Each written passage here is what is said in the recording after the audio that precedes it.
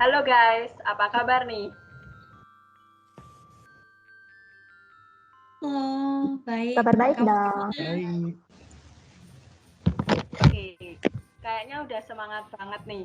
Nah, di sharing session kali ini kita bakal bahas soal tema Natal 2021, yaitu Cinta Kasih Kristus yang Menggerakkan Persaudaraan. Sesuai banget sama background meet kita kali ini. Nah, daripada berlama-lama dan bertele-tele, langsung aja ke pertanyaan yang pertama. Nah, kita kan tahu nih, kita kan sama-sama pelajar, sama-sama siswa dan siswi. Pasti lekat banget sama yang namanya pertemanan. Nah, aku kepo banget nih sama definisi pertemanan menurut kalian. Kasih aku 1 atau 2 kata gitu dong. Mungkin dari aku dulu ya. Oke, Boleh. kalau bagiku pertemanan itu secara singkat adalah precious relationship. Kalau menurut Kak Arta sama Kak Santi nih, kalau menurut Kak Arta gimana nih? Kalau menurut aku ya, ini lebih dari satu dua kata sih. Pertemanan itu buat aku adalah sarana untuk berproses dalam mengenali kehidupan. Kalau Kak Santi? Kalau menurut aku, pertemanan itu pengisi cerita hidup. Wah, keren-keren semua nih penjelasannya. Nah, jadi kalau definisi aku pertemanan itu adalah sesuatu yang bisa menemani kita tuh dalam senang maupun suka hubungan pertemanan yang bisa menemani kita sesaat kita senang maupun sesaat kita sedih. Nah, mengapa aku berbicara seperti ini tuh? Karena menurutku tuh seorang teman tuh harus mau mendengarkan apa keinginan kita dan mau mendengarkan apa yang kita rasakan. Jadi menurut saya dengan definisi teman seperti itu tuh pertemanan tuh saya anggap seperti seseorang yang bisa hubungan yang bisa menemani kita saat kita sedih maupun kita senang. Nah, jadi itu sih. Terus kalau menurut kalian guys, pertemanan itu tuh penting nggak sih di hidup kalian selama ini? Kalau menurut aku tuh pertemanan tuh penting sih. Apalagi buat kita anak SMA yang bakal masuk kuliah habis itu kerja. Karena teman itu selain buat penyemangat sama saling menguatkan, pertemanan itu bakal bawa kita supaya kita jadi orang yang lebih baik lagi. Bisa dari sikap, bisa dari mental, bisa dari kebiasaan baik, dan juga dari pertemanan ini kita jadi belajar buat saling menghargai satu sama lain. Jadi gitu sih alasannya kenapa pertemanan tuh penting.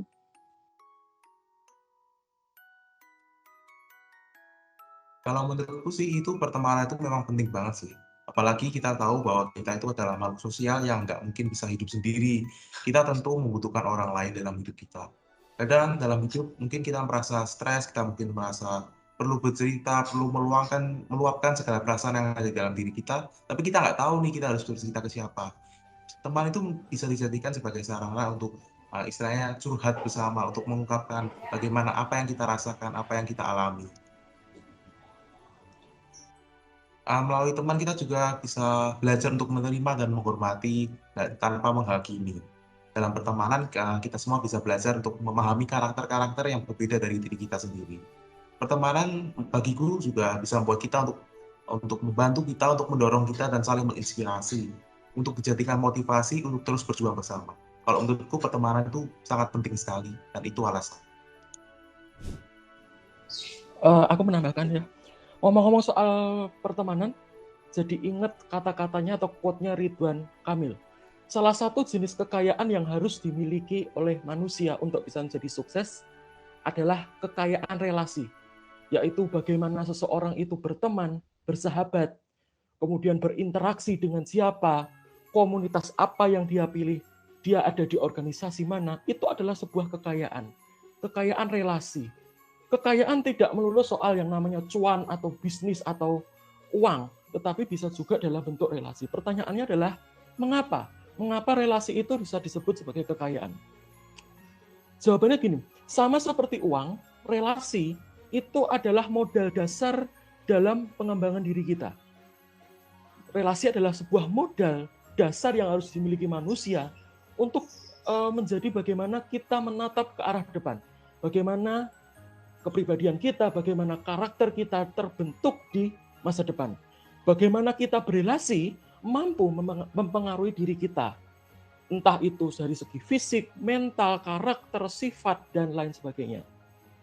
Maksudnya adalah bagaimana pertemanan, komunitas, persahabatan, dan lain-lain mampu mempengaruhi kondisi karakter kita. Apakah relasi kita menjadi support system kita, atau justru sebaliknya. Hal yang digarisbawahi di sini bahwa kekayaan relasi bukan hanya soal kuantitas, tapi tentang kualitas. Bukan hanya soal bagaimana seberapa banyak teman-teman kita, tetapi seberapa besar kualitas atau impact yang diberikan teman-teman kepada kita. Saya ingin sharing sedikit cerita pengalaman pribadi. Waktu kelas SD, kelas 1 sampai dengan kelas 3, masa di mana kita masih meraba-raba yang namanya pertemanan. Di kelas 1 sampai 3 SD, saya pribadi, saya bukan orang yang pintar-pintar amat. Dalam artian 26 siswa, satu kelas, kalau sudah masuk ranking 15 besar aja, itu sudah senangnya minta ampun. Artinya bukan orang yang pintar-pintar amat, bukan orang yang mencolok prestasinya di kelas. Tapi semenjak kelas 4, semakin dewasa pikirannya, semakin matang pikirannya, saya mulai merubah orientasi pertemanan saya. Bukan berarti pilih-pilih teman, tapi lebih intens dalam bergaul dengan orang yang posisinya di atas saya. Artinya dalam segi apapun, dari segi pelajaran, dari segi mental, karakter, dan lain sebagainya, saya selalu di kelas 4 ke atas, saya selalu intens berteman, intens bersahabat dengan teman-teman yang saya rasa mampu membawa saya menuju ke arah perubahan yang lebih baik. Dan ternyata itu berhasil. Puncaknya di kelas 6, saya dipilih atau dinobatkan menjadi juara 2 di kelas dari 26 siswa tadi. Dari yang sebelumnya masuk 15 besar aja sudah senangnya minta ampun, di kelas 6 saat kelulusan menjadi ranking 2 di kelas. Itu menegaskan saja betapa pentingnya pertemanan dalam perkembangan diri manusia, terutama di masa remaja. Bagaimana komunitas kita, persahabatan kita, istilahnya zaman sekarang circle kita lah. Circle kita sangat berdampak, sangat berpengaruh bagaimana diri kita mungkin 3 tahun, mungkin 5 tahun, bahkan mungkin 10 tahun ke depan. Maka kesimpulannya bahwa pertemanan, relasi itu sangat penting. Maka pertanyaannya yang menjadi refleksi kita bersama, apakah pertemanan kita saat ini sudah menjadi support system yang baik kita untuk 10 tahun ke depan, atau justru sebaliknya, justru menyeret kita ke dalam hal-hal yang cenderung negatif. Sekian dari saya. Oke, wah jawabannya keren-keren banget ya. So far semua bilang kalau pertemanan itu kan penting. Tapi pernah nggak sih kalian ada masalah gitu sama teman kalian? Wah, pasti pernah sih kalau pertengkaran gitu. Apalagi kita sama adik sendiri atau kakak sendiri pasti sering banget nih tengkar karena beda pendapat atau apa. Apalagi sama temen, sama orang luar yang tidak terlalu dekat dengan kita. Pasti ada yang namanya perbedaan pendapat, perbedaan keinginan, yang pasti itu semuanya bisa mengakibatkan pertengkaran. Nah, menurut teman-teman gimana nih? Pernah nggak ya?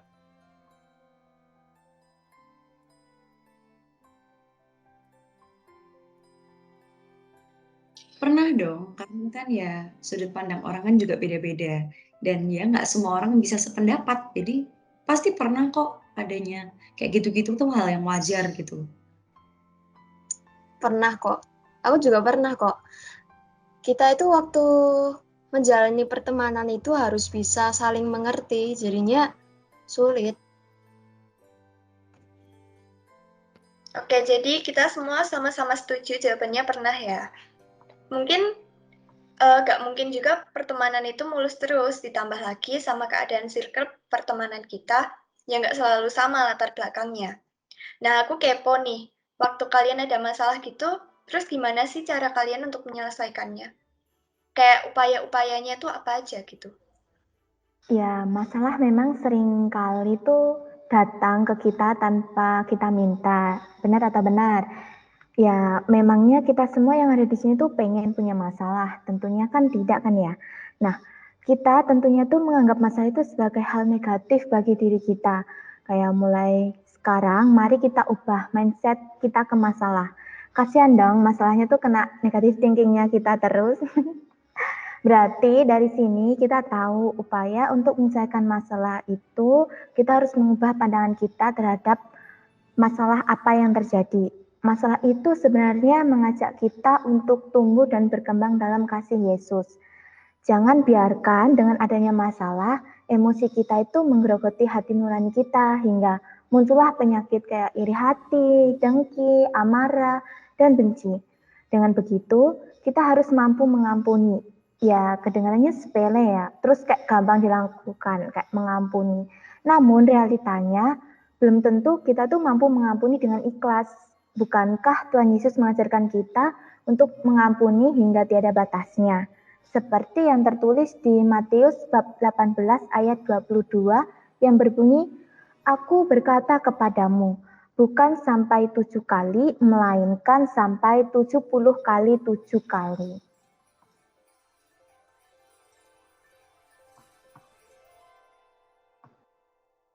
Nah, benar banget nih dari kata Kak Santi bahwa kita harus mengampuni ya kalau misalkan ada yang salah-salah dengan kita, terutama teman-teman kita. Nah, dalam suatu circle pertemanan itu terkadang ada hubungan lebih dari satu orang saja, maksudnya ada lebih dari satu teman, yaitu mungkin teman kita, kita dengan teman kita yang lain seperti itu. Nah, terkadang suatu masalah itu muncul antara kita dengan teman kita atau teman-teman kita gitu, jadi kita tidak terlibat. Nah, untuk masalah yang pertama yaitu antara kita dengan teman-teman kita, seperti yang dikatakan oleh Kak Santi tadi bahwa kita harus bisa melihat suatu permasalahan itu secara lebih luas. Jadi kalau aku biasanya dalam suatu permasalahan yang ada diriku di dalamnya dalam suatu pertentangan itu, aku akan mencoba untuk selalu berpikir terbuka gitu, selalu introspeksi diri apa kesalahanku gitu. Kalau misalkan aku yang salah ya, aku harus berani untuk minta maaf gitu. Jadi terus juga dan suatu permasalahan juga kita perlu untuk komunikasi untuk memperjelas apakah ada kesalahpahaman di situ. Lalu jika ada pertentangan dalam suatu circle pertemanan yang tidak ada sangkut pautnya dengan kita gitu, ya tentu kita harus netral dan tidak boleh memihak di antara salah satu pihak. Kenapa? Karena hal itu justru akan memperparah keadaan gitu. Jadi kita harus bisa berpikiran terbuka, kita harus bisa menjadi sarana mediasi untuk teman-teman yang mungkin dalam permasalahan pertengkaran itu seperti itu. Dan itu saja dari saya. Terima kasih. Oke, solusinya mungkin nanti sangat membantu bagi teman-teman yang mungkin dalam permasalahan sama teman-temannya gitu. Nah, sekarang kita masuk ke temanya nih. Temanya tadi kan cinta kasih Kristus yang menggerakkan persaudaraan.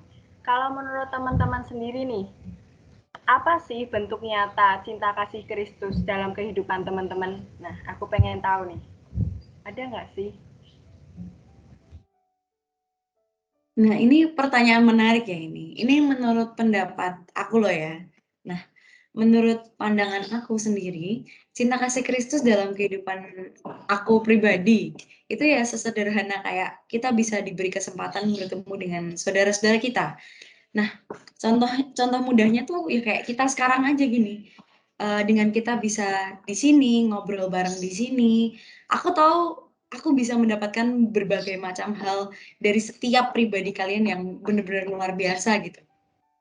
Dan aku pernah dengar satu kalimat dari seorang suster, waktu dulu aku pernah ikut retret pada saat aku masih SMP kayaknya. Nah, beliau itu pernah berkata begini, mereka temanku, bukti nyata kehadiran Tuhan. Dan aku pribadi tuh juga setuju banget dengan hal itu. Gitu. Masih diberikan kesempatan untuk berbincang-bincang di sini, bertukar pikiran, itu juga salah satu bentuk cinta kasih Kristus sih buat aku. Mungkin yang lain? Kalau dari aku, bentuk nyata cinta kasih Kristus itu dari hal yang sederhana aja. Aku di sini masih diberi kekuatan untuk menjalani masalah hidup yang aku alami. Tuhan Yesus terus menyertai dan menggenggam tanganku untuk melangkah. Ya, walaupun seringkali dari diriku itu melupakan Tuhan karena kayak aku terlalu asik dengan hidupku, dengan alur cerita hidupku. Jadinya ketika mau tidur itu kayak lupa untuk mengucap syukur kepada Tuhan.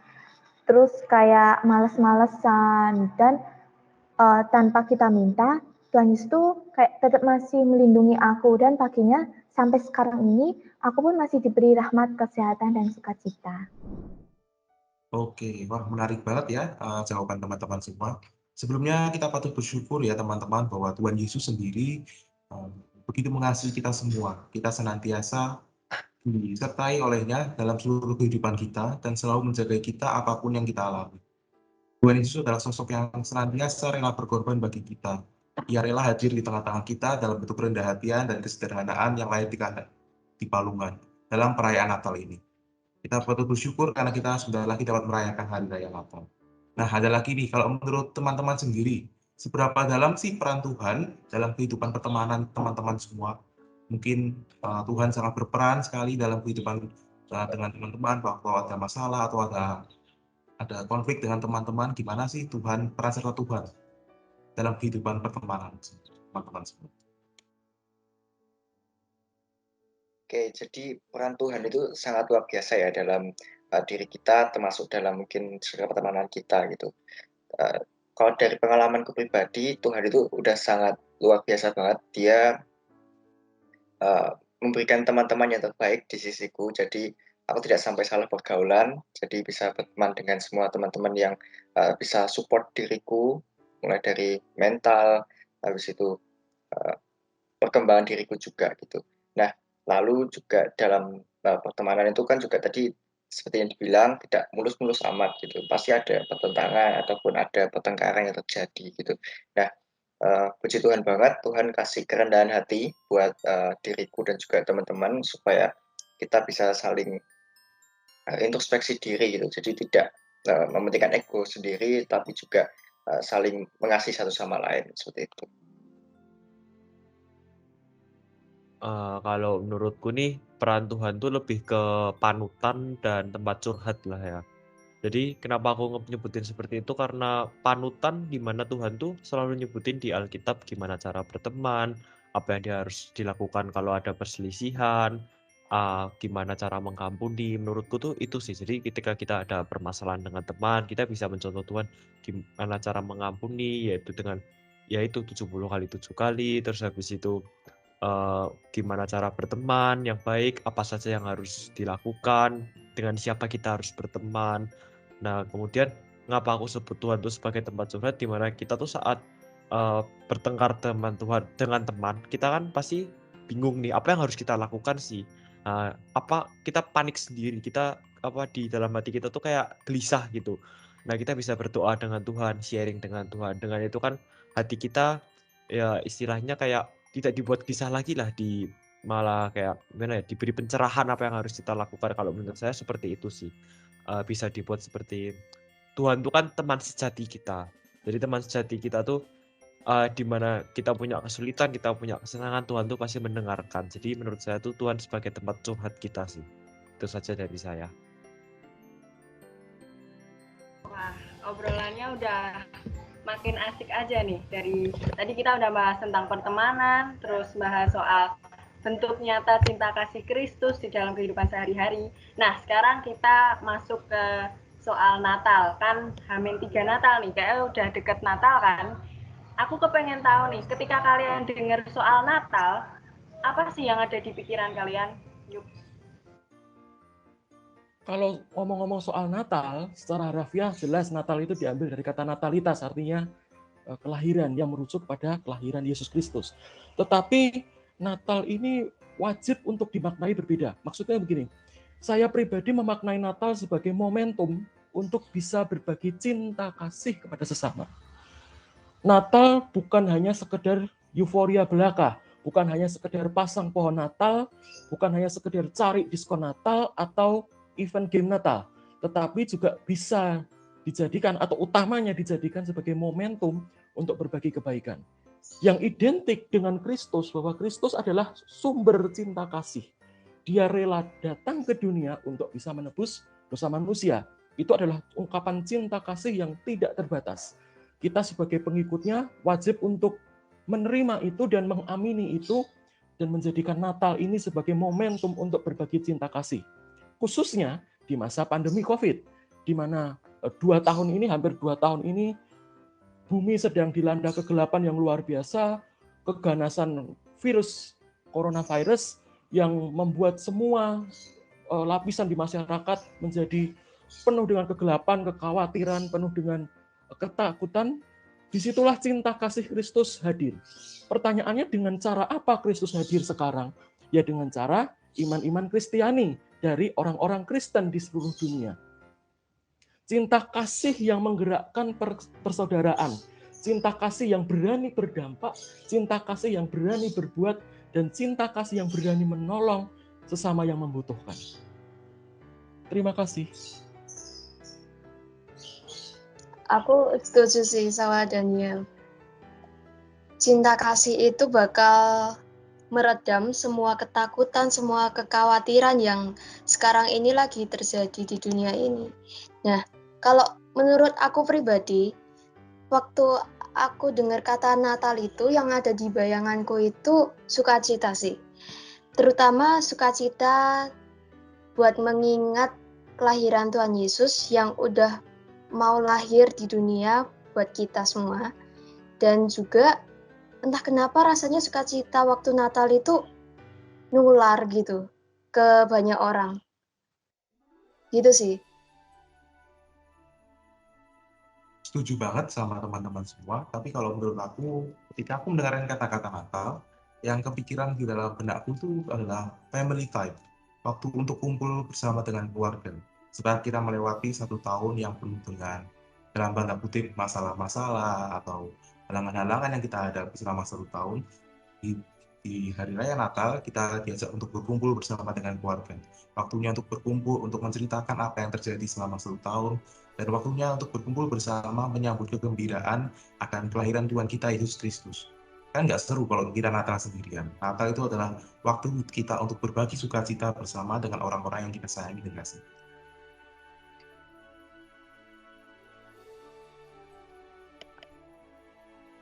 Nah, benar banget ya yang tadi dibilang Erik, Natal itu waktunya kita untuk berkumpul bersama, mempererat persaudaraan, dan juga membangun relasi yang baik dengan orang di sekitar kita. Nah, sebagai penutup banget nih, apa sih harapan dari diri kalian masing-masing di Natal tahun ini?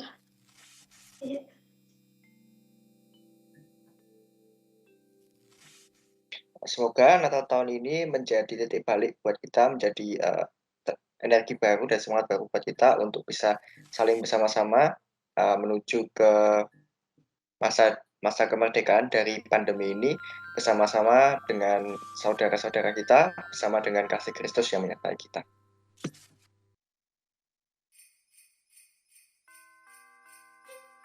Kalau dari aku, harapan Natal tahun ini itu supaya setiap orang bisa ngerasain kasih Tuhan Yesus dan supaya sukacita Natal bisa nular ke mereka semua.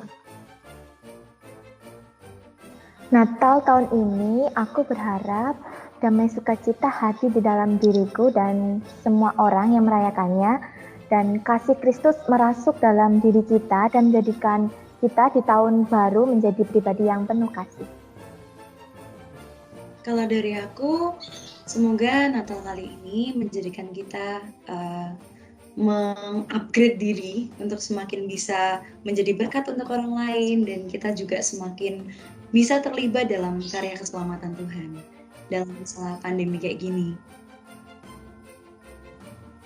Cinta kasih Kristus yang menggerakkan persaudaraan, mengajarkan kita untuk berani bergerak, untuk berani bertindak, untuk bisa membantu sesama, khususnya di masa pandemi yang berdasar antar cinta kasih Kristus. Kalau Kristus aja bisa cinta kasihnya luar biasa, kenapa kita tidak? Kita harus meneladan yang patut untuk diteladan, yaitu Kristus sendiri. Bagaimana kita mampu bertindak, bagaimana kita mampu bertenggang rasa dan berempati pada yang membutuhkan, menjadi penting untuk Natal tahun ini. Bukan hanya sekedar euforia, tetapi membuat euforia bagi teman-teman yang sedang dalam kesusahan. Wah, keren-keren nih bincang-bincangnya kita nih. Udah tak kerasa ya udah sampai ke penghujung acara. aku harap apa yang diharapin sama teman-teman semua bisa terkabul. Dan terima kasih juga untuk teman-teman di rumah yang mau mendengarkan sampai saat ini. Dan apabila teman-teman di rumah punya harapan-harapan untuk Natal ini, semoga bisa terkabul juga. Kami dari segenap OSIS SMA Regina Pacis mengucapkan selamat Natal dan OTW tahun baru nih. Semoga apa yang kita harapkan di tahun berikutnya bisa terkabul. Tetap semangat ya guys. Sampai jumpa lagi. Sampai jumpa.